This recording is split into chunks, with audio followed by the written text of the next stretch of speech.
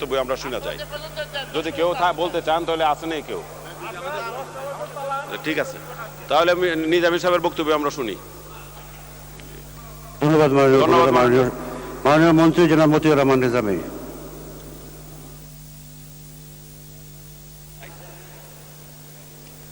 আলহামদুলিল্লাহ রাব্বিল আলামিন, আসসালাতু ওয়াসসালামু আলা সাইয়্যিদিল মুরসালিন ওয়া আলা আলিহি ওয়া সাহবিহি আজমাইন।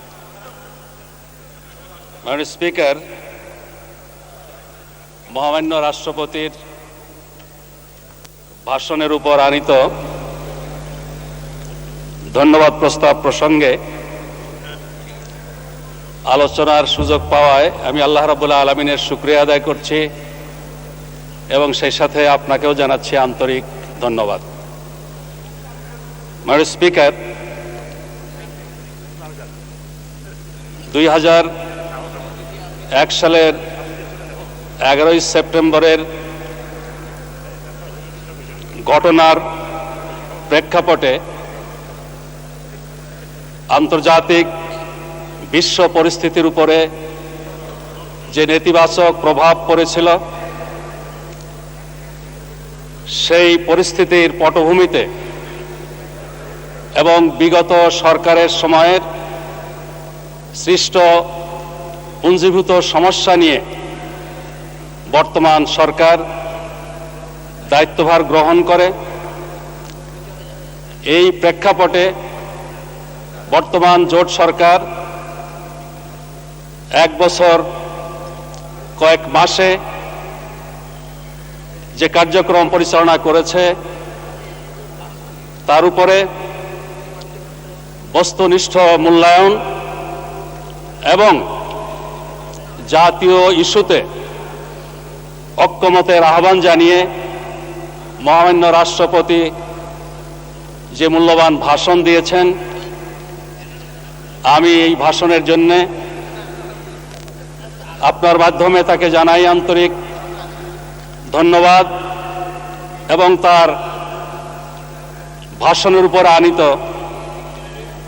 ধন্যবাদ প্রস্তাবের প্রতি সমর্থন জানিয়ে আমি আমার বক্তব্য শুরু করতে চাই।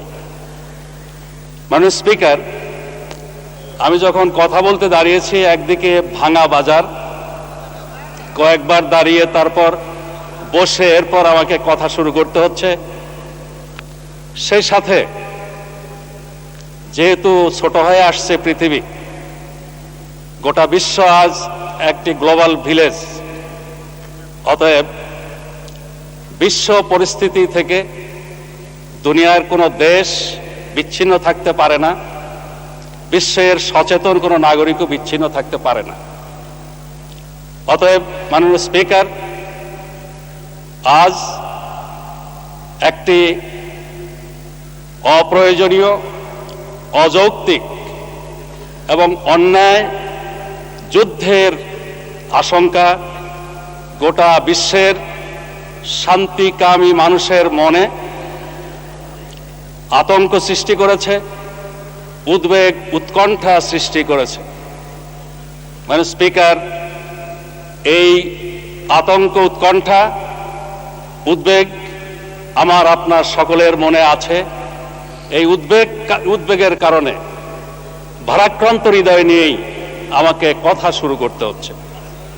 মাননীয় স্পিকার, ইরাক মধ্যপ্রাচ্যের একটি আরব মুসলিম রাষ্ট্র, পশ্চিমা বিশ্বের কাছে আধুনিক আরব জাতীয়তাবাদী, প্রগতিশীল আধুনিক আরব জাতীয়তাবাদী দেশ হিসেবে পরিচিত ছিল। আজকে ভাগ্যের নির্মম পরিহাস, এই অযৌক্তিক অন্যায় যুদ্ধটির লক্ষ্য এই দেশটি। খোদা না খাস্তা, যদি যুদ্ধ শুরুই হয় তাহলে শুধু ইরাকবাসী ক্ষতিগ্রস্ত হবে, বিষয়টি এমন নয়। শুধু মধ্যপ্রাচ্য ক্ষতিগ্রস্ত হবে, ব্যাপারটি এমনও নয়। শুধু মুসলিম উম্মাহ ক্ষতিগ্রস্ত হবে, বিষয়টি এমনও নয়। এই যুদ্ধের পরিণতি গোটা বিশ্বব্যাপী অশান্তির আগুন জ্বালিয়ে দেবে। এই যুদ্ধের পরিণতিতে মধ্যপ্রাচ্যে কর্মরত বিভিন্ন দেশের নাগরিকরাও ক্ষতিগ্রস্ত হবে। তারা যেসব দেশের নাগরিক তারাও ক্ষতিগ্রস্ত হবে এবং আমি মনে করি এই যুদ্ধের পরিণতিতে বিশ্ব সভ্যতা ক্ষতিগ্রস্ত হবে, মানবতা মনুষ্যত্বের একটি বিপর্যয় সৃষ্টি হবে। মানে স্পিকার, যদিও আন্তর্জাতিক সন্ত্রাসবাদের অজুহাত তুলে এই যুদ্ধের আয়োজন হচ্ছে, প্রস্তুতি হচ্ছে, আমি বিশ্বাস করি এই যুদ্ধের পরিণতি আন্তর্জাতিক সন্ত্রাসবাদকে আরো উস্কে দেবে, এর মাত্রা আরো বৃদ্ধি করবে। এজন্যই মাননীয় স্পিকার, বিশ্বের শান্তিকামী সকল মানুষের মনে এই নিয়ে আতঙ্ক সৃষ্টি হয়েছে। জাতি, ধর্ম, বর্ণ নির্বিশেষে সারা দুনিয়াব্যাপী জনমত আজ যুদ্ধের বিরুদ্ধে শান্তির পক্ষে। 6 শতাধিক শহরে এই যুদ্ধের বিরুদ্ধে শান্তির পক্ষে শান্তিকামী মানুষের বিক্ষোভ, মিছিল, সমাবেশ প্রমাণ করে বিশ্ব বিবেক এখনো জাগ্রত আছে। আমি বাংলাদেশের পক্ষ থেকে বিশ্বব্যাপী শান্তির পক্ষে, যুদ্ধের বিপক্ষে যারা অবস্থান নিয়েছেন তাদেরকে আন্তরিক অভিনন্দন জানাই। মানে স্পিকার, বাংলাদেশ একটি গণতান্ত্রিক দেশ, শান্তিকামী দেশ। বাংলাদেশও এই ব্যাপারে পিছিয়ে নয়। প্রতিদিন বাংলাদেশের রাজধানী শহর সহ বিভিন্ন জায়গায় যুদ্ধের বিপক্ষে, শান্তির পক্ষে মিছিল হচ্ছে। গত বৃহস্পতিবারে এই যুদ্ধের বিরুদ্ধে শান্তির পক্ষে রাজধানী শহরে জনসমুদ্র সৃষ্টি হয়েছিল, মানুষের ঢল নেমেছিল। মানে স্পিকার, কিছুদিন আগে মালয়েশিয়ায় নন অ্যালায়েন্স মুভমেন্টের যে শীর্ষ সম্মেলন হয়ে গেল, এই সম্মেলনও এই যুদ্ধের বিপক্ষে তাদের অবস্থান স্পষ্ট ঘোষণা করেছে।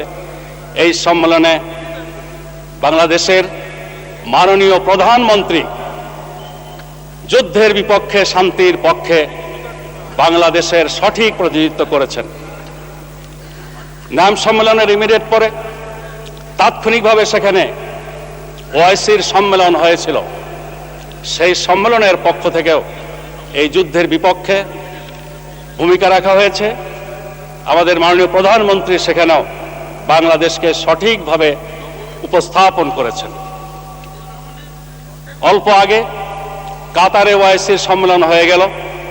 এই সম্মেলনও যুদ্ধের বিপক্ষে তাদের অবস্থান স্পষ্ট ঘোষণা করেছে। বাংলাদেশের প্রতিনিধি হিসেবে, আমাদের মাননীয় প্রধানমন্ত্রীর প্রতিনিধি হিসেবে আমাদের মাননীয় পররাষ্ট্রমন্ত্রীও সেখানে বাংলাদেশকে সঠিকভাবে উপস্থাপন করেছেন। মানে স্পিকার, আরব লীগও এই যুদ্ধের বিপক্ষে তাদের মতামত ব্যক্ত করেছে। সেই সাথে ফ্রান্স, জার্মান, রাশিয়া, চীন জোরালোভাবে যুদ্ধের বিপক্ষে তাদের অবস্থান স্পষ্ট ঘোষণা করেছে। মানে স্পিকার, এর পরও যদি যুদ্ধ হয় এবং জাতিসংঘকে পাশ কাটিয়ে যুদ্ধ হয়, অথবা জাতিসংঘ কোন শক্তির ডিকটেশনের কাছে নতি স্বীকার করে যুদ্ধের পক্ষে সিদ্ধান্ত দেয়, তাহলে এই জাতিসংঘ আন্তর্জাতিক সংস্থা হিসেবে তার কার্যকারিতা হারাবে। মানে স্পিকার, এই অবস্থাকে সামনে রেখে আজকে আমরা এই পার্লামেন্টে কথা বলছি। মানে স্পিকার, এই যুদ্ধজনিত বিশ্বব্যাপী আতঙ্ক, আশঙ্কার পাশাপাশি বাংলাদেশের জন্য দুটো ইস্যু আরো অতিরিক্ত বিব্রতকর অবস্থা সৃষ্টি করেছে। একটি,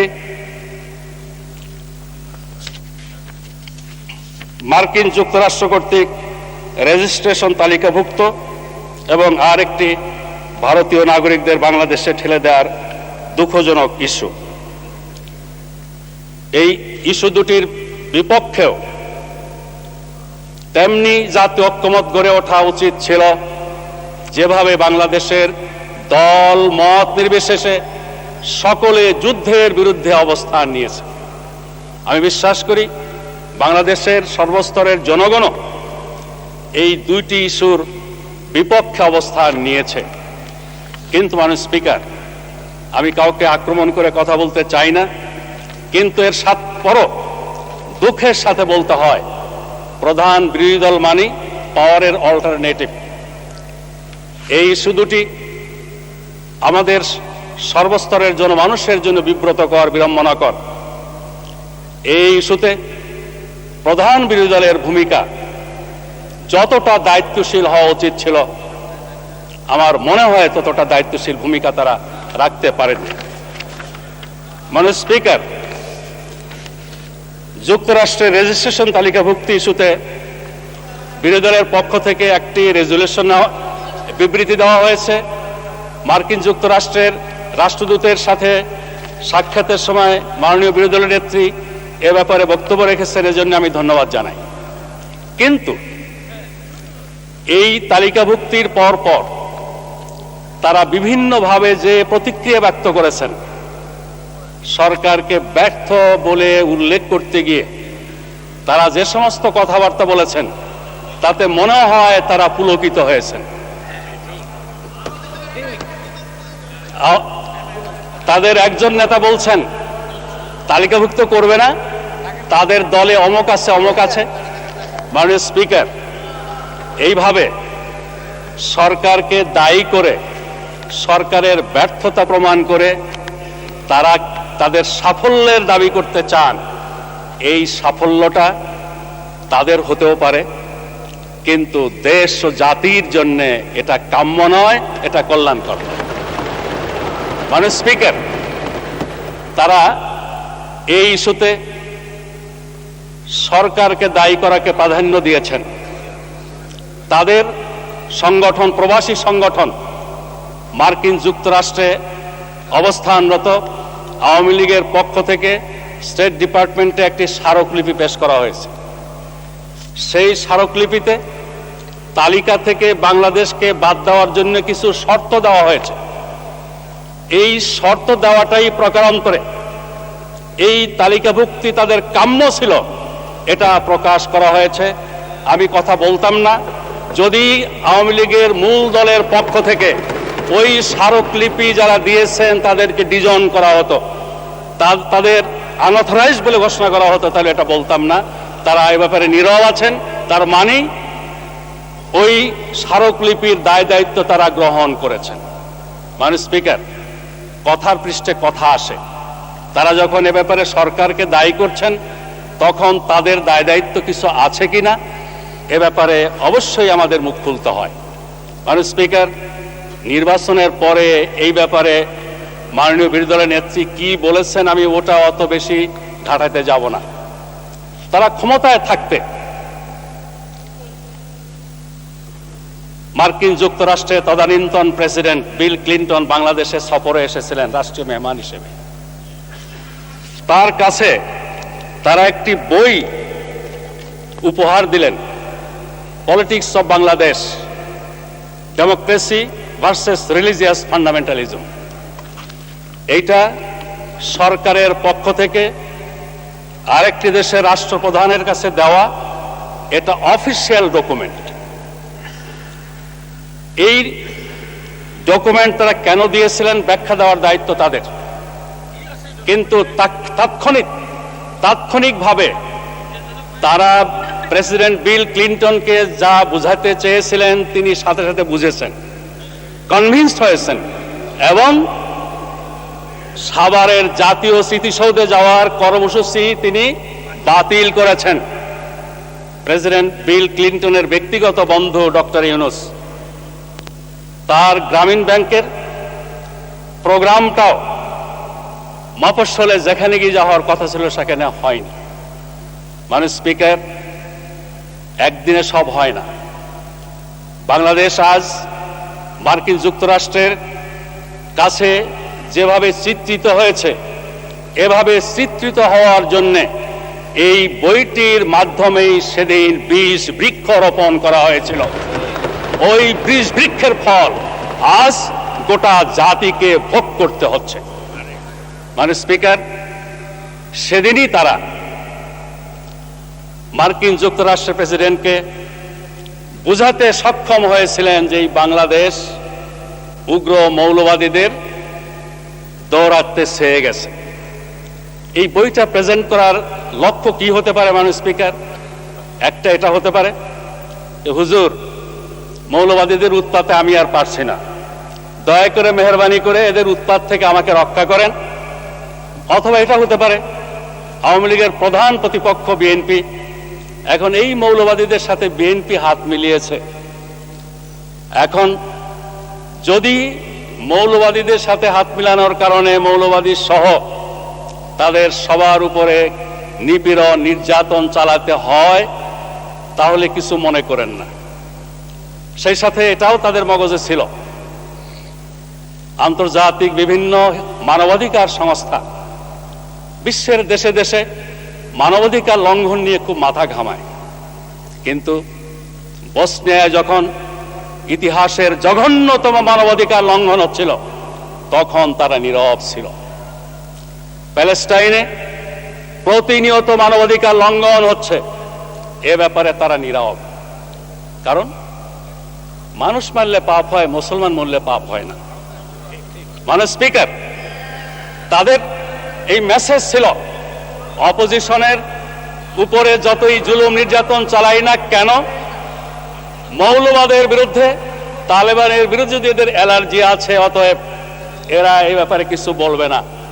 এই লক্ষ্যেই তারা রাজনৈতিক নিপীড়ন নির্যাতন বাড়িয়েছিলেন, মাত্রা ছাড়িয়ে গিয়েছিল।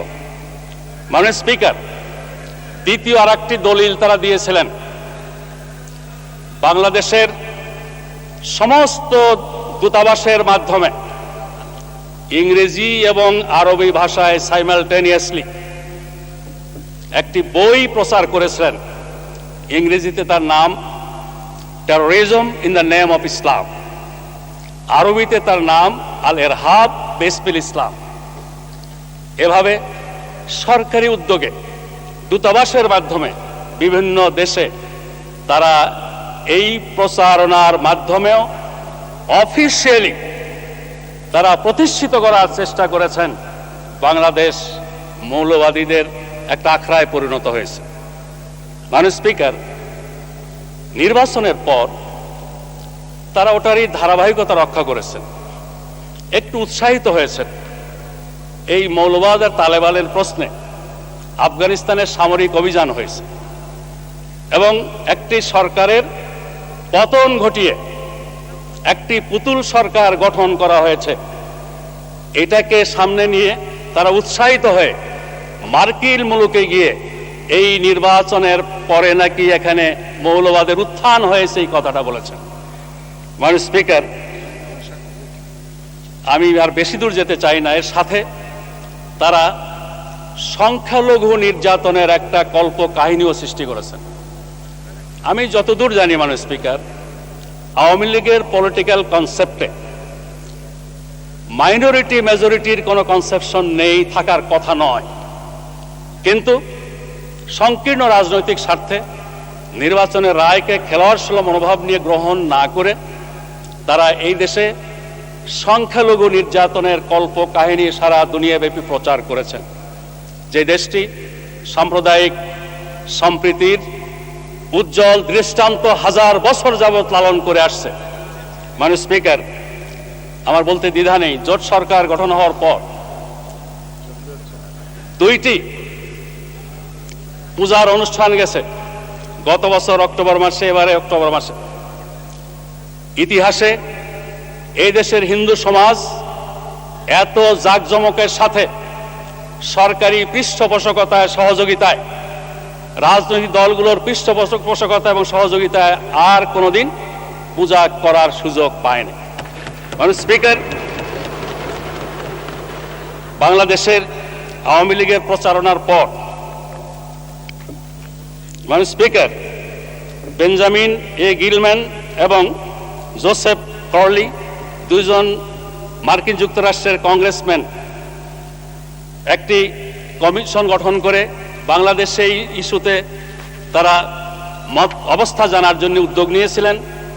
তাদের রিপোর্টে বলা আছে হিন্দু, খ্রিস্টান, বৌদ্ধদের সাথে তারা আলাপ আলোচনা করেছেন। আলোচনার ফাইন্ডিং সম্পর্কে আমি একটি লাইন শুধু পড়তে চাই। None of the people with whom we spoke told us of any major incidents which can constitute human rights violations like killings, rape, assault, burning and looting of homes or any such allegations. আমাদের দেশে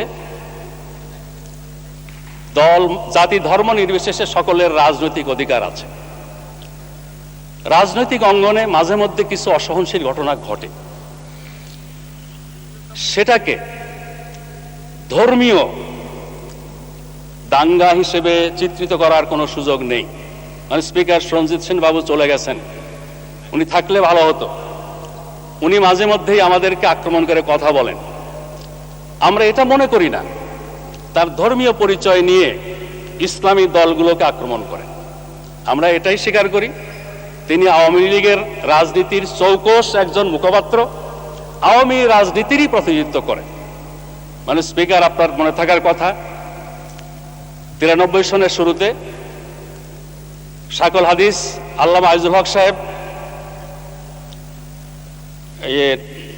জগন্নাথ হলের গেটের কাছে জগন্নাথ হলের ছাত্রদের দ্বারা শারীরিকভাবে লাঞ্ছিত হয়েছিলেন। কিন্তু আমরা সেদিন এটা বলতে যাই নাই যে ধর্মীয় পরিচয় নিয়ে তার উপর আঘাত হানা হয়েছে। মানে স্পিকার, আমি নিজেও 91 সনের মে মাসে ঢাকা বিশ্ববিদ্যালয়ের ভাইস চ্যান্সেলরের রুমে শারীরিকভাবে নির্যাতিত হয়েছিলাম। সেই হামলার নেতৃত্ব দিয়েছিলেন পঙ্কজ দেবনাথ নামে বাকশালপন্থী ছাত্রলীগের একজন নেতা। আমরা তখন এই প্রশ্ন তুলিনি যে একটি ধর্মীয় পরিচয় নিয়ে আমাদের উপর আঘাত হানা হয়েছে, রাজনৈতিক পরিচয় নিয়ে এটা করেছে। 83 সনের 6 ফেব্রুয়ারি ঢাকা বিশ্ববিদ্যালয় ইসলামী ছাত্র শিবিরের প্রতিষ্ঠা বার্ষিকীতে মুকুল বোসের নেতৃত্বে ছাত্র শিবিরের উপর হামলা করা হয়েছিল। আমরা তো এই প্রশ্ন তুলিনি মুকুল বোস একজন অমুসলিম হওয়ার কারণে একটি ইসলামী দলের উপরে হামলা করেছে। রাজনৈতিক অঙ্গনে রাজনৈতিক এক দলের সাথে আর এক দলের কিছু হলে সেটা সম্পূর্ণ ভিন্ন কথা। চাটমোহরে একজন খ্রিস্টানের নেতার ব্যাপারে কিছু কথা উঠেছিল, আসলে খ্রিস্টান নেতা হিসেবে না, তিনি ওখানে আওয়ামী লীগের নেতা ছিলেন। 5 বছর আওয়ামী লীগের নেতা হিসেবে জুলুম নির্যাতন করেছিলেন, তার একটা প্রতিক্রিয়া ছিল। এখানে ধর্মীয় পরিচয়কে ব্যবহারের কোনো সুযোগ ছিল না। মানে স্পিকার, আমি এই বিষয়ে আর বেশি কথা বলতে চাই না। মানে স্পিকার, আজকের এই তালিকাভুক্তির ব্যাকগ্রাউন্ড হিসেবে আমি মনে করি তারা ক্ষমতায় থাকতেই এর ব্যাকগ্রাউন্ড তৈরি করেছিলেন। ক্ষমতা থেকে চলে যাওয়ার পরেও আরো কিছু কথা তারা বলেছেন যেগুলো প্রচার পেয়েছে বিভিন্ন জায়গায়। ব্রাসেলসে সফর, ভারত সফর, এগুলো আমি আর আনতে চাই না এখানে। মানুষ স্পিকার, এরপরে পুশিনের ঘটনা নিয়ে আমি একটু কথাই শুধু বলতে চাই। তারা এই অমানবিক, অবন্ধুসুলভ ঘটনার বা কাজের নিন্দা করার পরিবর্তে সরকারকে দায়ী করাকে প্রাধান্য দেন। 92 সনে 5ম জাতীয় সংসদের একটি অধিবেশনে অক্টোবর মাসে এই পুশিনের উপরে আলোচনা হয়েছিল। তখনও দেখেছি ওই joint communique illegal immigrants across the border, এটাকেই তারা দায়ী করার চেষ্টা করেছেন। প্রতিবেশী দেশের মধ্যে ইলিগাল ইমিগ্রেন্টসের একটা সমস্যা থাকে, উভয় দেশেরই এটা মাথা ব্যথার কারণ। কিন্তু এই সংখ্যা তখন 1.5 কোটি, এখন 2 কোটি। এটা সম্পূর্ণ অবান্তর একটা জিনিস। দল মত নির্বিশেষে সকলের উচিত ছিল এটার নিন্দা করা, তারা এই নিন্দা করতে ব্যর্থ হয়েছেন। মানে স্পিকার, আমরা মনে করি ভারত আমাদের নিকট প্রতিবেশী, আমরা তাদের সাথে সুসম্পর্ক রাখতে চাই, বন্ধুসুলভ ব্যবহার আমরা পেতে চাই, আমরা করতে চাই। 2 কোটি বাংলা ভাষাভাষী ভারতীয় নাগরিককে বাংলাদেশের অভ্যন্তরে ঠেলে দেওয়ার এই প্রবণতা, এটা অবন্ধুসুলভ। আমরা আশা করব সেখানে কিছু বিবেকবান ব্যক্তি ব্যাপারে কথা বলেছেন, তারা তাদের এই চিন্তা পরিবর্তন করবেন। আমরা বাংলাদেশের পক্ষ থেকে তাদের কাছ থেকে বন্ধুসুলভ আচরণ আশা করি। মানে স্পিকার, এরপরে আমাদের মহামান্য রাষ্ট্রপতি বাংলাদেশের বর্তমান সরকার বেগম খালেদা জিয়ার নেতৃত্বে যে দায়িত্বভার গ্রহণ করেছে, যে প্রেক্ষাপটে সেটা উল্লেখ করেছেন, আমি আগে একটু উল্লেখ করে আসছি। এই অবস্থায় আন্তর্জাতিক সম্প্রদায়ের প্রতি দায়িত্ব পালন, মুসলিম উম্মার প্রতি দায়িত্ব পালন এবং দেশের অর্থনীতি পুনর্গঠন, এটা একটা বড় কাজ, কঠিন কাজ।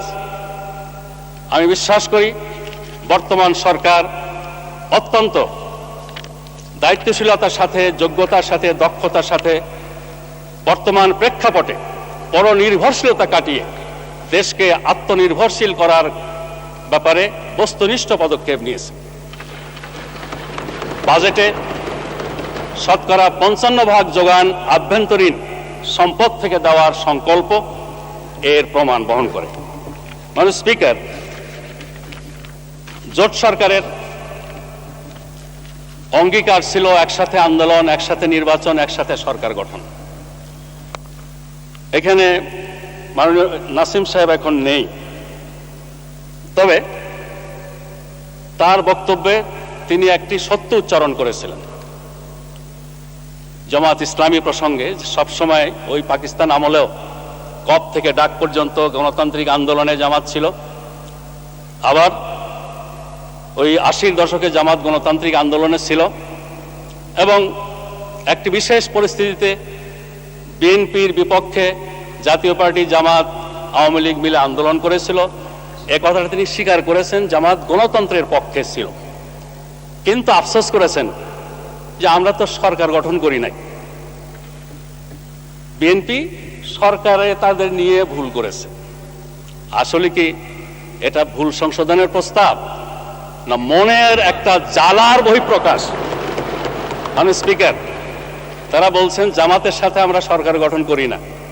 মানে একটা প্রবাদ আছে, পান্না তাই খান্না।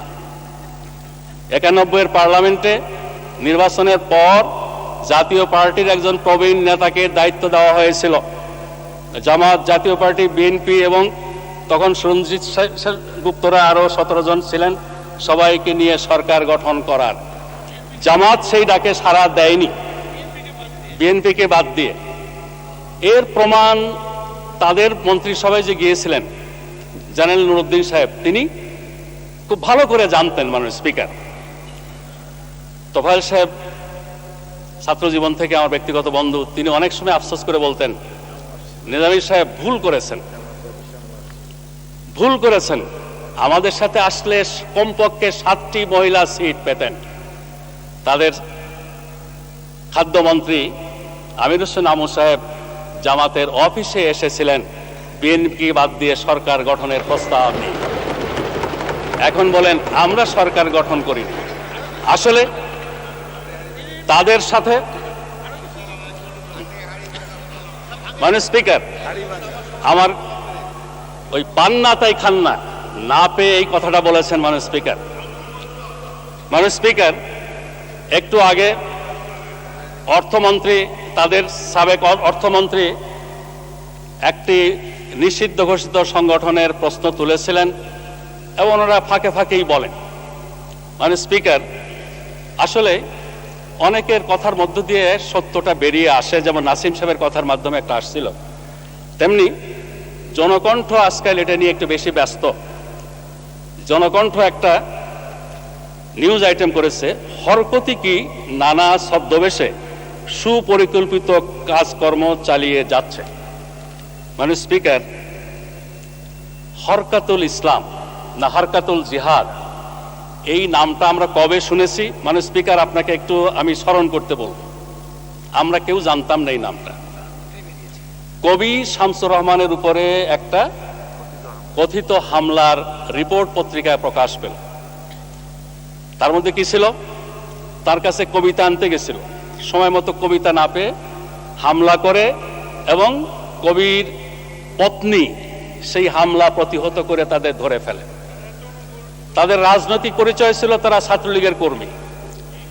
তারা পুলিশের কাছে বলল কিছু হুজুর তাদেরকে এই কর্ম করতে উদ্বুদ্ধ করেছে। এই হুজুরদের সাথে তাদের পরিচয়, ওই হুজুররা নাকি হারাকাতুল জিহাদ করেন। মানে স্পিকার, আওয়ামী লীগ ক্ষমতা থেকে বিদায় নেওয়ার আগ পর্যন্ত ওই হারাকাতুল জিহাদ কারা করে, কবি শামসুর রহমানের উপরে কারা হামলা করেছিল, এই রহস্য উদ্ঘাটন করে জাতিকে কি জানিয়ে যেতে পেরেছে? এই পথ ধরেই ৭৬ কেজি বোমার ঘটনা ঘটেছিল গোপালগঞ্জে। মুফতি হান্নানের কথা বলা হয়েছিল। মানে স্পিকার, মুফতি হান্নানের ভাই সম্পর্কে তখন রিপোর্ট ছাপা হয়েছে ছাত্রলীগ করত, চাচা সম্পর্কে আসছে আওয়ামী লীগ করত। অতএব আওয়ামী ঘরানার লোক। ৭৬ কেজি বোমার ঘটনা আওয়ামী ঘরানার মুফতি হান্নান ঘটিয়েছিল। কিন্তু এই ঘটনারও রহস্য উদ্ঘাটন করে তারা যেতে পারেননি তাদের ৫ বছরের শাসন আমলে। উদিসি থেকে নিয়ে রমনার বটমূল কমিউনিস্ট পার্টির মহাসমাবেশ, এরপরে নারায়ণগঞ্জে আওয়ামী লীগের অফিসে বোমা বিস্ফোরণের ঘটনারও সাথে কারা দায়ী এই কথাটি তারা প্রমাণ করে যেতে পারেননি। মানে স্পিকার, আমি এ সম্পর্কে পূর্ণ দায়িত্বশীলতার সাথে বলতে চাই, বিশ্বব্যাপী কমিউনিজমের ফেইলিওরের পর, মানবরচিত মতবাদের ব্যর্থতার পর বিশ্বব্যাপী ইসলামের একটা গণজাগরণের সূচনা হয়েছে। এটাকে সামনে রেখে ঐতিহাসিকভাবে ইসলামের চিহ্নিত দুশমনেরা ইসলামের ইমেজ নষ্ট করার জন্যে, ইসলামী নেতৃবৃন্দের ইমেজ নষ্ট করার জন্যে তাদেরই পয়সায়, তাদেরই পরিকল্পনায় দুনিয়া ব্যাপী কিছু উগ্রপন্থী সন্ত্রাসী সংগঠনের জন্ম দিয়েছে। হারাকাতুল জিহাদ বলেন, আর কি আর একটা শাহাদাতি আল হিকমা পার্টি। মানে স্পিকার, আরবি ব্যাকরণেও এই নামটা শুদ্ধ নয়, উর্দু ফার্সি ব্যাকরণেও এই নামটি শুদ্ধ নয়, বাংলায় তো নয়। এগুলো পরিকল্পিতভাবে কারা করছে, দূরে আরো নাটাই কাদের হাতে সেটা অন্য কথা। এগুলোকে পরিকল্পিতভাবে ইসলামী আন্দোলনের মূল ধারার সাথে যারা সম্পৃক্ত তাদের ইমেজ নষ্ট করার জন্য চেষ্টা করা হচ্ছে। আমি স্পষ্ট একটি ইসলামী সংগঠনের পক্ষ থেকে বলতে চাই, এইভাবে ইসলামের নামে হোক আর যেভাবেই হোক সন্ত্রাসী ঘটনা ঘটিয়ে মানুষের শান্তি বিনষ্ট যারা করছে তাদের বিরুদ্ধে কঠোর ব্যবস্থা গ্রহণ করা হোক। আমরা তাতে পূর্ণ সমর্থন দেব। এক্ষেত্রে আওয়ামী লীগ, বিএনপি, জাতীয় পার্টি, জামাত, ইসলামী ঐক্যজোট সকলেরই ঐক্যমতে আসা উচিত, কারণ সন্ত্রাসীরা কারো বন্ধু নয়।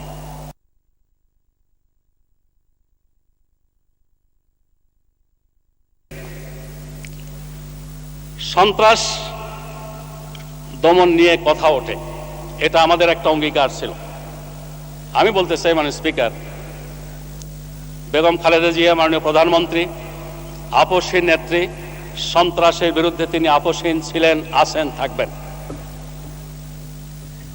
সন্ত্রাসী কার্যক্রমকে প্রতিশোধের রাজনীতি উস্কিয়ে দিতে পারে, এজন্য এই ঐতিহাসিক বিজয়ের পরও তিনি বিজয় মিছিল করতে বারণ করেছিলেন। এটা একটা অতুলনীয়, অনন্য দৃষ্টান্ত। দায়িত্ব গ্রহণের পর তিনি বলেছিলেন, ওরা যে ভাষায় কথা বলতো আমরা সে ভাষায় কথা বলবো না, ওরা যা করতো আমরা তা করব না।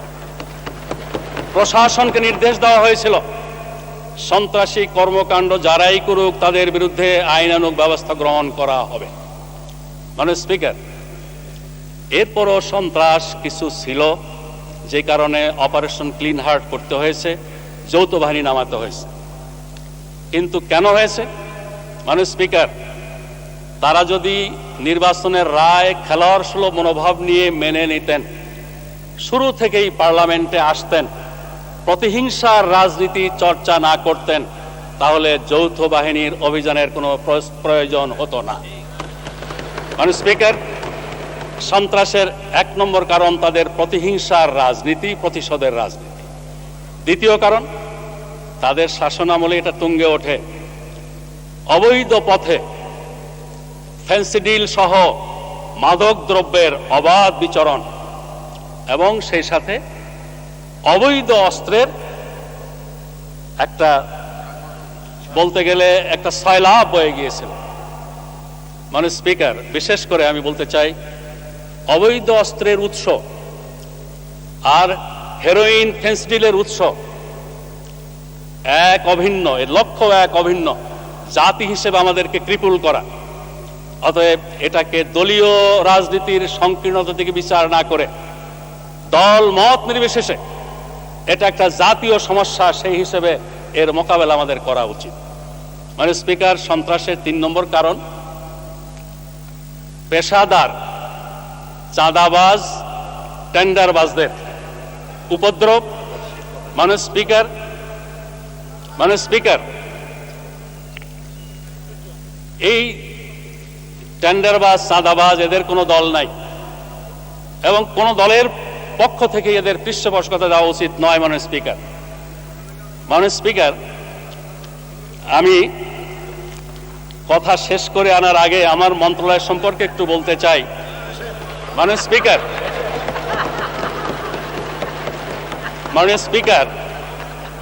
তারা অনেকেই কৃষির উৎপাদন সম্পর্কে প্রশ্ন তুলেছেন। মাননীয় স্পিকার, আমাদের মাননীয় অর্থমন্ত্রী একটু ইঙ্গিত দিয়েছিলেন তাদের সময়ে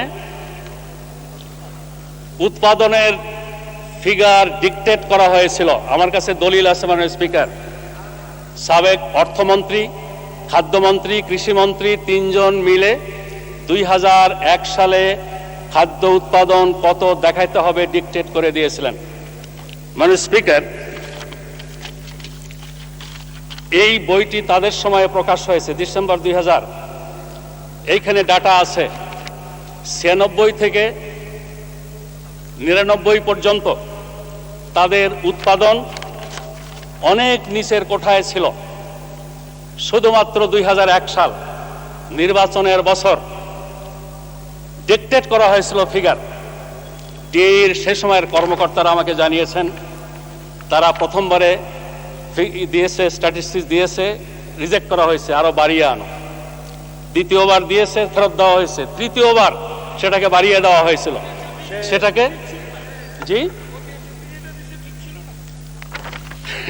মতিয়া চৌধুরীর স্বাক্ষর ওখানে আছে। তারা সকলে মিলে এটা করেছেন। মাননীয় স্পিকার, নির্বাচনের বছর মুক্ত বর্ডারের সুযোগ গ্রহণ করে তারা একটি তেলেসমাতি দেখাবার চেষ্টা করেছেন। নিঃসন্দেহে এটা একটা দক্ষতা, আমি প্রশংসা করি। কিন্তু মাননীয় প্রধানমন্ত্রী বেগম খালেদা জিয়ার নেতৃত্বে এই সরকার ওই গোজামিলে বিশ্বাসী না, ওই অদৃশ্য কারবারে বিশ্বাসী না। আমরা স্বচ্ছতা এবং সততার পথে বস্তুনিষ্ঠভাবে যা ফিগার আসছে তাই আমরা দেখাচ্ছি। সেই অনুপাতে এবারে আমনের যে উৎপাদন অতীতের যে কোনো সময়ের চেয়ে অনেক বেশি, আমরা এবার বিনা দ্বিধায় এটা বলতে পারি। মাননীয় স্পিকার, যেহেতু ভাঙা বাজার, আমার কাছে অনেক কথা আছে, অনেক ব্যথা আছে, কিন্তু এদিক ওদিক তাকাইলে একটু বাধাগ্রস্ত হই। এজন্য আমি এখন শেষের দিকে আসতে চাই। মাননীয় স্পিকার, আমি মাননীয় সাবেক প্রধানমন্ত্রী বর্তমানের বিরোধী দলীয় নেত্রীর কয়েকটি সুন্দর সুন্দর কথার এখানে উদ্ধৃতি দিতে চাই। মাননীয় স্পিকার, 15/11/98 মানব জমিনের 16/11/98 প্রকাশ। দেশের জাতীয় দৈনিক পত্রিকা সমূহের সম্পাদকদের সাথে মত বিনিময়কালে বর্তমান বিরোধী দলীয় নেত্রী শেখ হাসিনা বলেন, আওয়ামী লীগের সভানেত্রী ও দেশের প্রধানমন্ত্রী হিসাবে আমি আমার ঐতিহাসিক সিদ্ধান্তের কথা ঘোষণা করছি। আওয়ামী লীগ আর কখনোই হরতাল ডাকবে না, বিরোধী দলে গেলেও কোনো হরতাল করবে না। তিনি বিরোধী দলের ডাকা হরতালের কঠোর সমালোচনা করে বলেন, এ ধরনের কর্মসূচির পেছনে কোনো যুক্তি নেই। মানে স্পিকার, তার আরেকটি সুন্দর কথা আছে ৩-৪-১-এ তখনকার বিরোধী দলীয় নেত্রীকে হুকুমের আসামি বানাবার কথাটা বলার পরে শেষ বাক্যটি বলেছিলেন, বিরোধী দলকে লক্ষ্য করে বলেন, নেতিবাচক রাজনীতি পরিহার করে ইতিবাচক রাজনীতিতে ফিরে আসুন। মানে স্পিকার, আমি অকপটে বলতে চাই এই কথা দুটি খুবই চমৎকার। এত সুন্দর কথা খুব কম লোকই বলতে পারে। মানে স্পিকার, কিন্তু কথা সুন্দর করে বলার চেয়েও কথা অনুযায়ী কাজটি আরো সুন্দর হয়, সেইটাতে তিনি ব্যর্থ হয়েছেন। মানে স্পিকার, তিনি হরতাল ডাকবেন না বলেছিলেন, এই 1 বছর 5 মাসে কতবার হরতাল ডেকেছেন? মানে স্পিকার, ইতিবাচক রাজনীতির কথা বলেছিলেন। আমি এর আগেও বলেছিলাম, আমাদের কথাবার্তা বলার সময় একটু হিসাব করতে হয় কখন কোন কথা আল্লাহ কবুল করে ফেলেন। তিনি বলেছিলেন বিরোধী দলে গেলে হরতাল ডাকবেন না, এইটা আল্লাহ তাআলা কবুল করে ফেলছেন। তাকে বিরোধী দলে আসার সুযোগ দিয়েছেন। তিনি যে কথাটি বলেছিলেন, যদি সেই কথা অনুযায়ী কাজ করতেন, 5 বছর প্রধানমন্ত্রী হিসেবে কাজ করে যে সুনাম কুড়াতে পারেননি, কয়েক ডজন ডক্টরেট ডিগ্রি কুড়িয়েও যে সম্মান অর্জন করতে পারেননি, তার এই সুন্দর কথাটির উপরে তিনি নিজে যদি আমল করতেন, এই কথা অনুযায়ী কাজ করতেন, তাহলে তিনি স্মরণীয় বরণীয় হয়ে থাকতেন। মানে স্পিকার, এই মুহূর্তে আমি আমাকে সহ সকলের জন্য বলতে চাই, আল্লাহ সুবহানাহু ওয়া তাআলা বলেছেন, আতামুরুনান নাসা বিল বিররি ওয়া তানসাউনা আনফুসাকুম ওয়া আনতুম তাতলুনাল কিতাব আফালা তাকিলুন। তোমরা অন্যদেরকে ভালো ভালো উপদেশ দাও, সৎ কাজের আদেশ দাও, অথচ নিজের ব্যাপারটা ভুলে যাও কেন? আল্লাহ তাআলা এরপর বলছেন, তোমরা কিতাব পড়ো, তোমরা কি বোঝো না? এর মাধ্যমে যে জিনিসটি বলা হয়েছে, ভালো কাজের আদেশ দেওয়া অবশ্যই ভালো কাজ, কিন্তু তার বিপরীত কাজটা অপছন্দনীয়। আসমানি সকল গ্রন্থের দৃষ্টিতে এটা অপছন্দনীয়। এবং আল্লাহ তাআলা মানুষকে যে বিবেক দিয়েছেন, সেই বিবেকের দৃষ্টিতেও এটা অপছন্দনীয়। আরো অগ্রসর হয়ে কোরআনে বলা হয়েছে, লিমা তাকুলুনা মা লা তাফআলুন কাবুরা মাকতান ইনদাল্লাহি আন তাকুলু মা লা তাফআলুন। তোমরা যেটা করতে পারো না সেটা বলো কেন? জেনে রাখো, কথা কাজের গরমিল আল্লাহ তাআলার কাছে সবচেয়ে অপছন্দনীয়, আল্লাহ তাআলার ক্রোধকে বাড়িয়ে দেয়। মানে স্পিকার, এইটা আমি শুধু ওনাদের বলছি না, আমাকে সহ আমাদের সকলকে বলতে চাই, এটার বড় অভাব আমাদের মধ্যে। আমরা সন্ত্রাসের বিরুদ্ধে বক্তৃতা করি, আমরা ঘুষের বিরুদ্ধে বক্তৃতা করি, আমরা দুর্নীতির বিরুদ্ধে বক্তৃতা করি, আমরা অনিয়মের বিরুদ্ধে বক্তৃতা করি, ট্রান্সপারেন্সির কথা বলি, জবাবদিহিতার কথা বলি। যারা বলি তারা নিজে যদি এটা নিশ্চিত করতে না পারি, তাহলে এই কথাগুলো, এই ভালো ভালো সুন্দর কথাগুলো আলোর মুখ দেখতে পারে। মানে স্পিকার, আমি সবশেষে আমি বলতে চাই, আমি একটি ইসলামী দলের দায়িত্বশীল হিসেবেই আজকে যেই আন্তর্জাতিক প্রেক্ষাপটে দাঁড়িয়ে আমি কথা বলছি, আজকে যারা এই পরিস্থিতি সৃষ্টি করছে তাদের প্রধান মাথা ব্যথা ইসলাম। অথচ ইসলাম শুধু মুসলমানদের জন্য নয়, ইসলাম আমাদেরকে শিখিয়েছে সকল আসমানি কিতাবের প্রতি বিশ্বাস ঘোষণা করার, নবী হিসেবে যে আল্লাহর পক্ষ থেকে আসছেন তাদের সকলের প্রতি ঈমান আনা। অতএব ইসলামের মধ্যে এমন একটা শক্তি আছে, যেই শক্তি বলে গোটা বিশ্ব সম্প্রদায়কে যার যার ধর্মীয় পরিচিতি নিয়ে, ধর্মীয় স্বকীয়তা নিয়ে শান্তিপূর্ণ সহ অবস্থান সৃষ্টি করতে পারে। কোরআন যে ভাষায় গোটা দুনিয়াবাসীকে দাওয়াত দিয়েছে, আমি সেই কোরআনের আয়াতটি কোট করে আমার কথা শেষ করতে চাই। আল্লাহ সুবহানাহু ওয়া তাআলা বলছেন, ফাউযু বিল্লাহি মিনাশ শাইতানির রাজিম, তাআলাউ ইলা কালিমাতিন সাওয়াইম বাইনানা ওয়া বাইনাকুম আল্লা না'বুদা ইল্লাল্লাহ ওয়া লা নুশরিকা বিহি শাইয়্যা ওয়ালা ইয়াত্তাখিযু বা'দুনা বা'দান আরবাবাম মিন দুনিল্লাহ। আসলে দুনিয়ার মানুষ সাদা কালো নির্বিশেষে, ধর্ম বর্ণ নির্বিশেষে আমরা সকলে একটি কথার উপরে ঐক্যবদ্ধ হয়ে যাই, যেটা সকলের জন্য সমানভাবে কল্যাণকর। কোনো এক পক্ষের কল্যাণ হবে আর এক পক্ষের ক্ষতি হবে এই আশঙ্কা যেখানে নেই। সেটা কি? এক আল্লাহ ছাড়া আমরা কারো গোলামি করব না, এক আল্লাহ ছাড়া কারো কাছে মাথা নত করব না, এক আল্লাহ ছাড়া কারো বিধান আইন কানুন মানব না, এবং ওই আল্লাহর ইবাদত বন্দেগীর সাথে আর কাউকে শরিক করব না।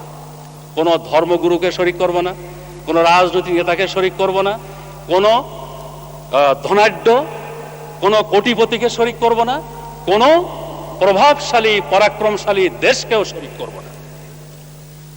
ওয়ালা ইয়াত্তাখিযু বা'দুনা বা'দান আরবাবাম মিন দুনিল্লাহ। আমরা পরস্পর একে অপরকে প্রভু অথবা গোলাম বানাবো না। আল্লাহ রসুল এই কথাটাকে সামনে রেখে বলছেন, কুনু ইবাদাল্লাহ ওয়া ইখওয়ানা, তোমরা এক আল্লাহর বান্দা হও, তাহলেই পরস্পরে ভাই হয়ে যেতে পারবে। মানে স্পিকার, ইসলামের এই সুমহান সার্বজনীন আহ্বান, বিশ্বজনীন আহ্বান সম্পর্কে সঠিক ধারণা না থাকার কারণে ইসলামকে আজ সন্ত্রাসবাদের সাথে একাত্ম করে যেই সর্বনাশটা করা হচ্ছে, এটা শুধু মুসলমানরা ক্ষতিগ্রস্ত হবে না, এর মাধ্যমে গোটা বিশ্ব মানবতা বিপর্যয়ের মুখোমুখি আসবে। বিশ্ববাসীর এই ভুল ভাঙুক, ইসলামের সুমহান আদর্শের সঠিক পরিচয় লাভের সুযোগ হোক, এই কামনা বাসনা ব্যক্ত করে আমার বক্তব্য শেষ করছি। আমা তৌফিক ইল্লা বিল্লাহ। আল্লাহ হাফেজ। বাংলাদেশ জিন্দাবাদ। মাননীয় স্পিকার, আপনাকে ধন্যবাদ। ধন্যবাদ।